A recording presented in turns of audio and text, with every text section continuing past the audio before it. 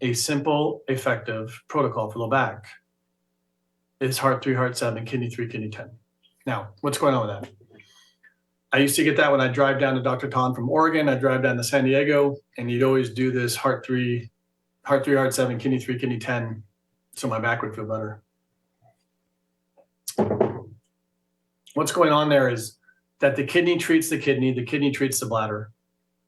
Remember, the bladder and TCM is the low back muscles, and the kidney is the deeper muscles. The kidney is also the bone, so the kidney will get the dew channel via the sinew.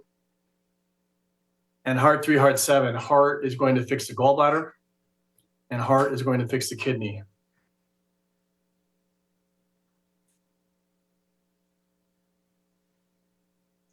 Those things are going to clear your back, right? Because you've got kidney deep, you've got dew in the center line, you got kidney deep in the dew. You step off from the dew, you got the bladder, and you step off the bladder, you got the gallbladder. So kidney and heart will clear all those channels.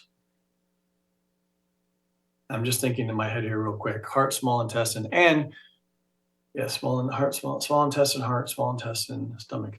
And also the heart will fix the stomach via system 7 or system 8. And a lot of you guys don't realize, excuse me, that the stomach is also in the back with the sinew channel.